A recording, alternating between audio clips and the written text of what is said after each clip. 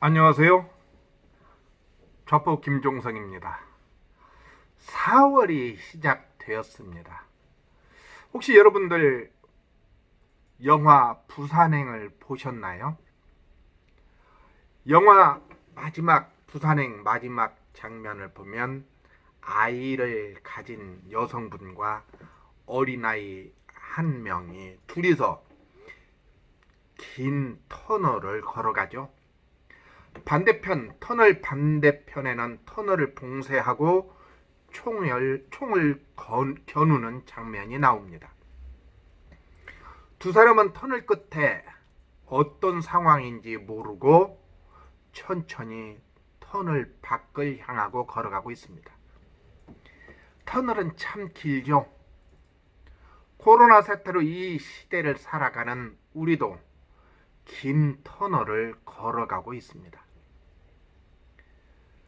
끝이 언제 나올지, 또 그 끝은 어떤 상태인지 아무도 알 수 없지만, 그렇지만 걸음을 멈출 수는 없잖아요. 과거라는 시간의 뒷길로 우리가 갈 수 없기 때문에 그렇습니다.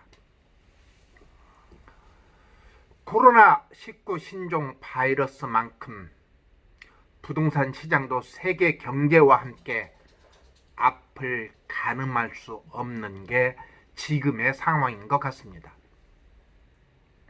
오늘 아침 신문을 보니 2009년 글로벌 금융위기 이후 가장 많은 외환 보유액이 줄었다고 합니다. 그럼에도 불구하고 우리는 희망을 찾아가야 하겠습니다. 최근 코로나와 선거가 뉴스 전체를 차지하기는 하지만 부동산에서도 자극적인 뉴스가 등장하고 있습니다. 그 내용을 한번 볼까요? 오늘 신문에 이런 기사가 났습니다. 서울 아파트값이 지난 10개월간의 상승을 끝내고 하락세로 전환됐다.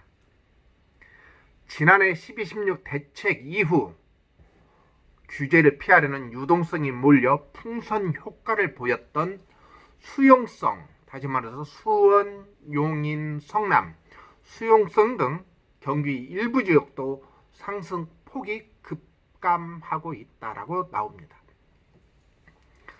코로나19에 따른 경기 침체 우려가 본격적으로 부동산 시장에까지 영향을 미치고 있다는 평가를 내리고 있습니다. 일부에서는 2009년 글로벌 금융위기 이후 4, 5년간 지속했던 경기 하락 사이클과 흡사한 점을 들어 우려를 표현하고 있기도 합니다. 4월 2일 엊그저께죠. 한국감정원에 따르면 이번 주 서울 아파트 매매 가격 변동률 3월 30일 기준으로 봤을 때는 0.02%를 기록했다고 합니다.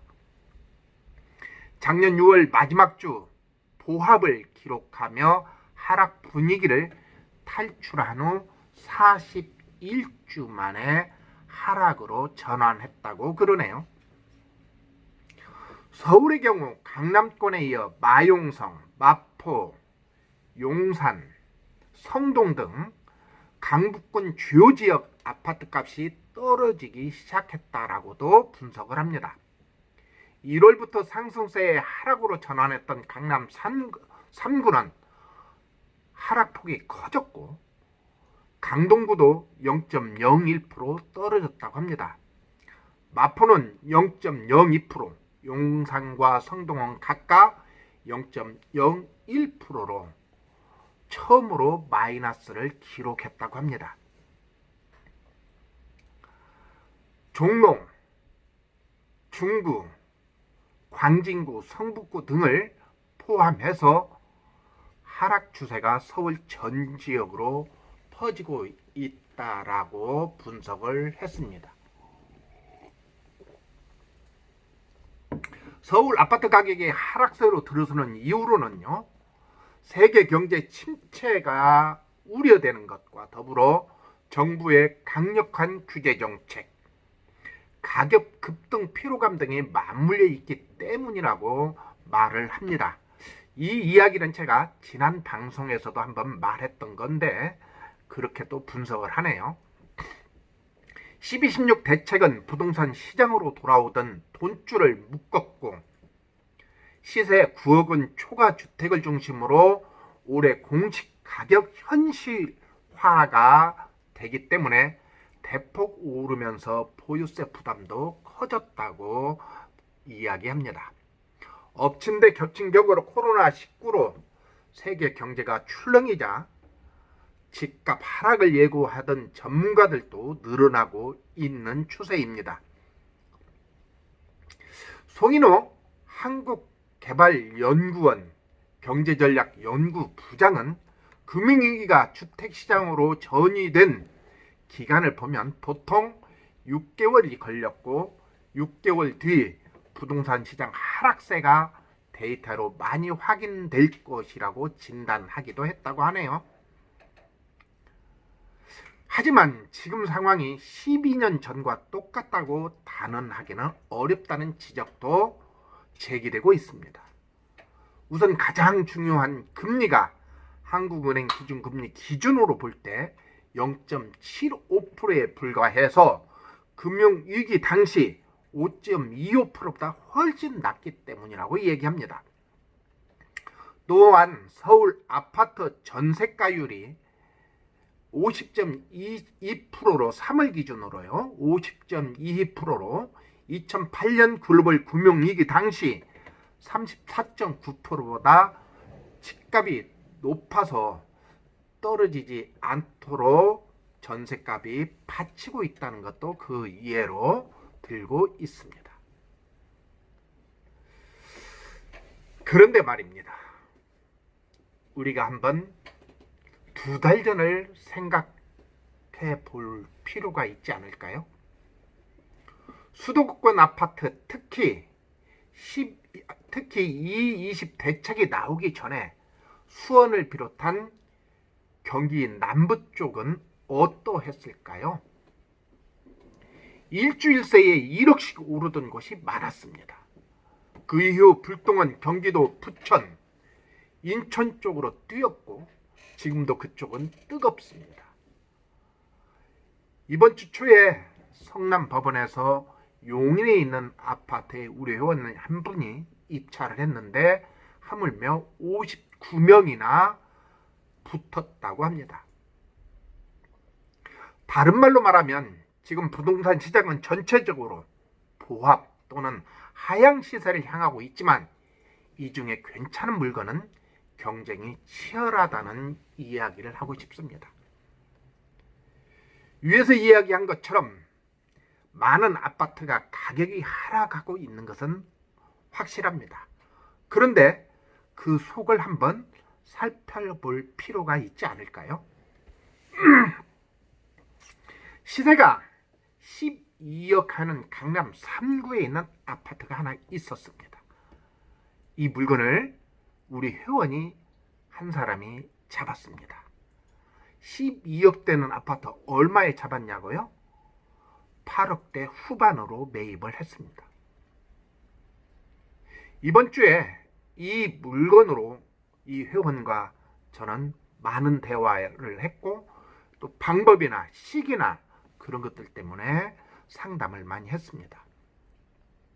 결국 12억대 아파트가 8억대로 매입을 했다면 그리고 그것이 실거래 가격으로 찍힌다면 위에서 이야기한 것처럼 뉴스에 나올 내용으로 나타나지 않겠습니까? 12억짜리 아파트가 8억대로 실거래가 찍혔다. 그래서 하락하고 있다. 그렇게 뉴스에 등장할 것 같습니다.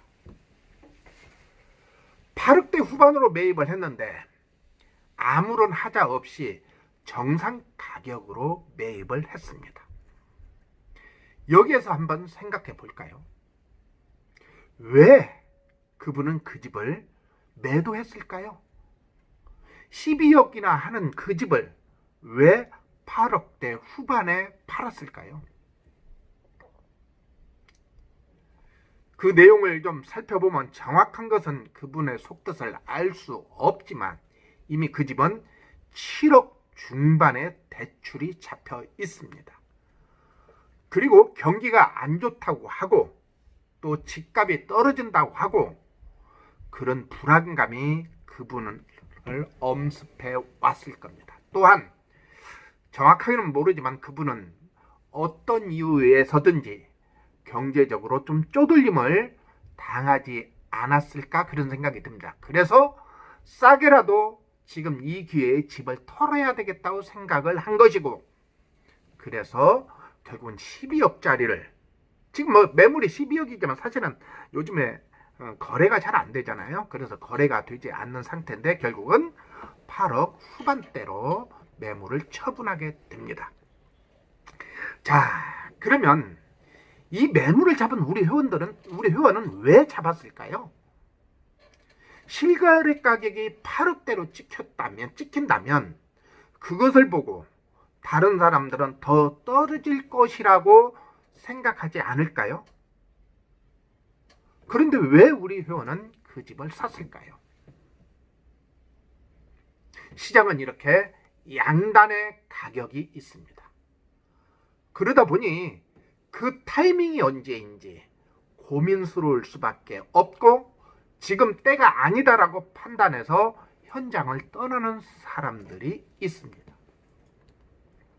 코로나 사건 때문에 상당히 불안하고 어려움이 있죠. 그런데 한번 생각해 봅시다. 물론 제가 코로나 사태를 방기하자는 얘기는 절대로 아닙니다. 그런데 우리나라 인구가 5천만 명이에요. 5천만 명. 그런데 몇 프로나 감염이 됐습니까?